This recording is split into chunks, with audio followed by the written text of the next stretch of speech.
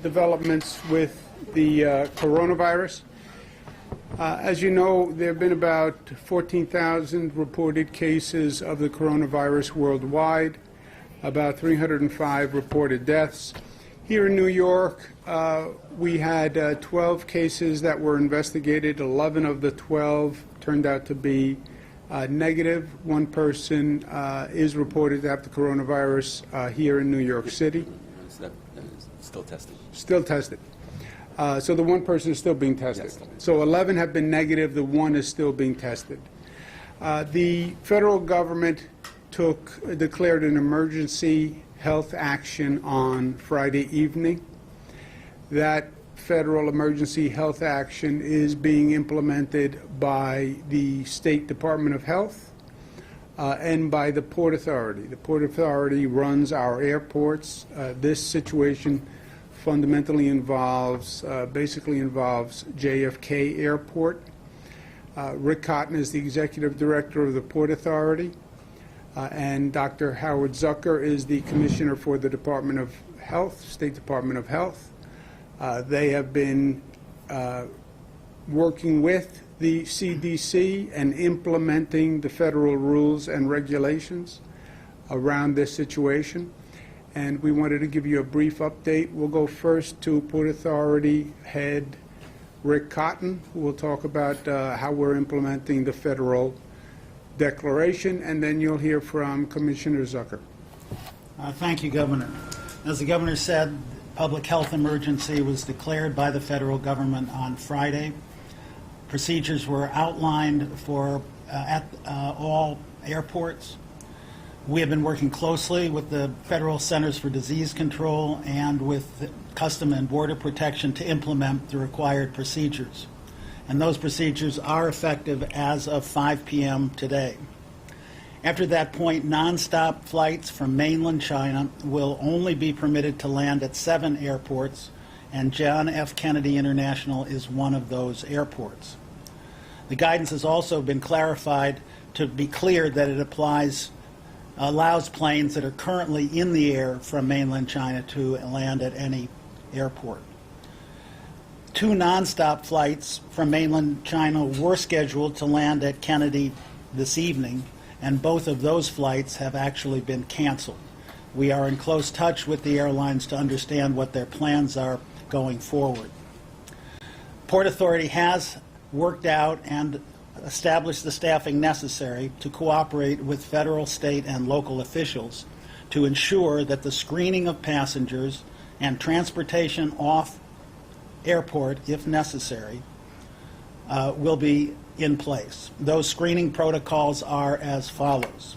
First, no foreign nationals, non-U.S. citizens who have had contact with mainland China in the past 14 days will be permitted by the federal government to enter the United States.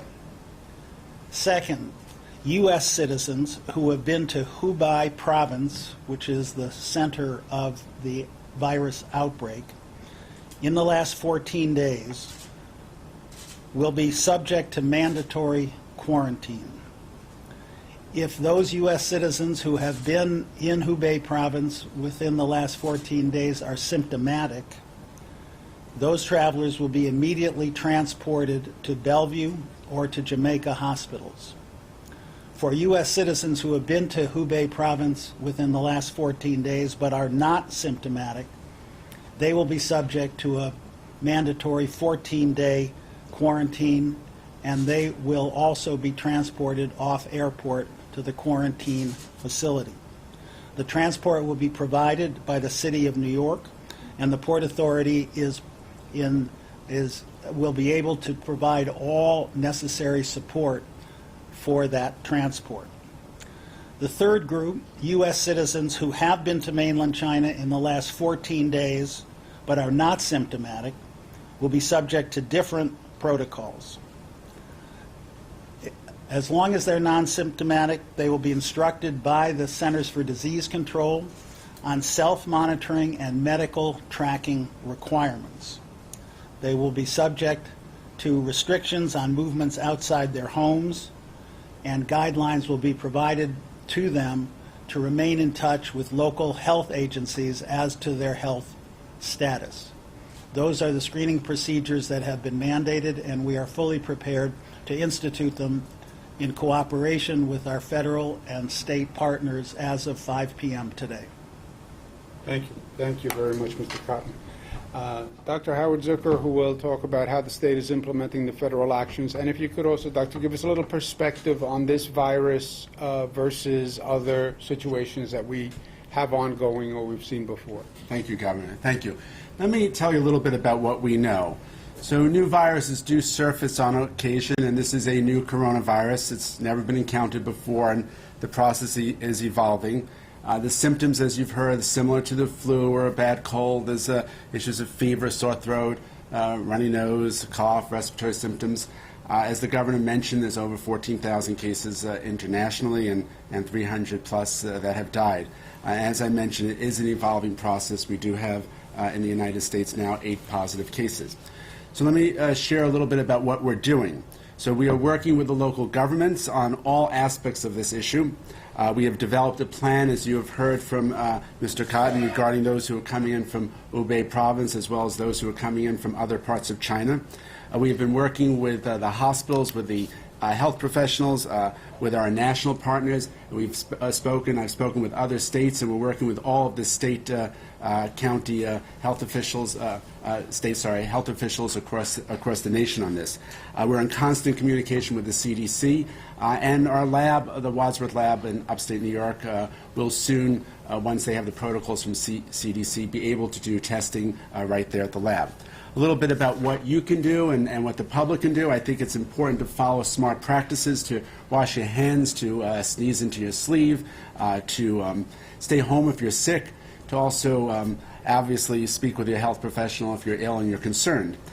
As the governor asked me just now to do, I think it would be helpful to give a little bit of perspective about this because I know people are concerned.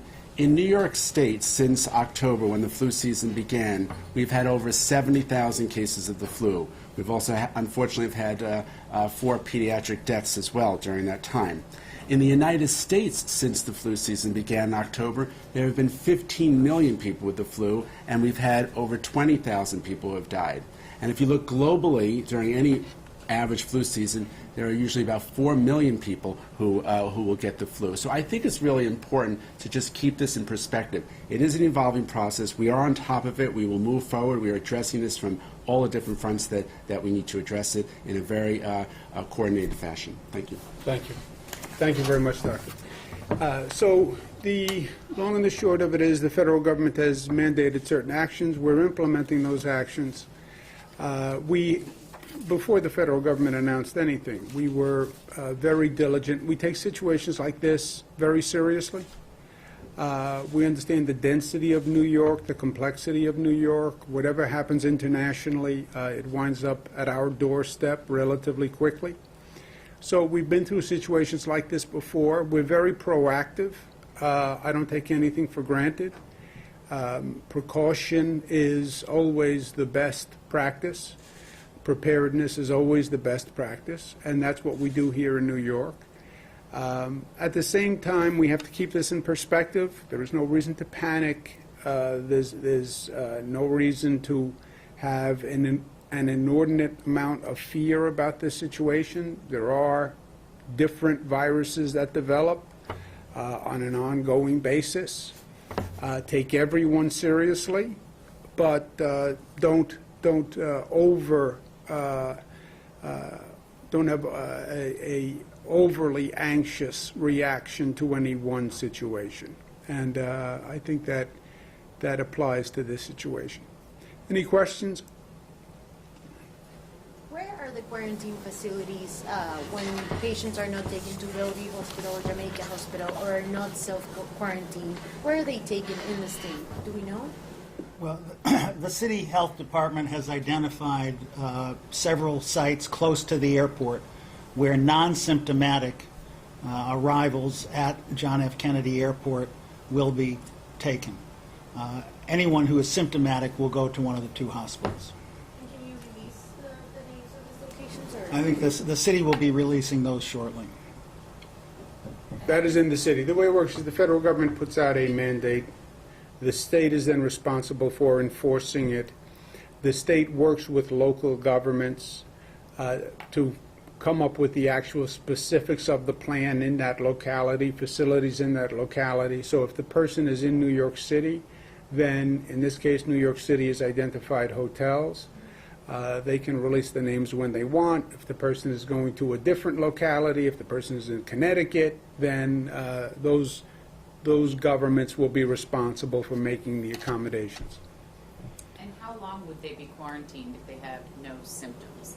Well, the federal government's been very clear on that, which is 14 days. But it requires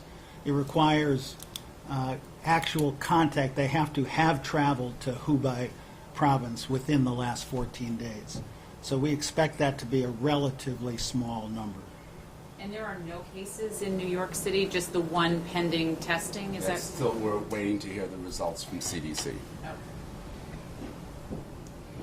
So the federal rules, if you were in Hubei province within 14 days, then you would be quarantined for 14 days, which is the incubation period according to the federal government. Okay? And I have a question off this topic. It may sound a little silly, so my apologies. But tomorrow, lawmakers are going to introduce a bill in Albany. I'm not sure you're familiar with it, banning the sale of dogs, cats, and rabbits in the state of New York at pet stores. Have you heard anything about it? And do you have? If I've heard nothing about it. But Okay. you're right, it does sound a little silly. I know. Okay, thank you very much.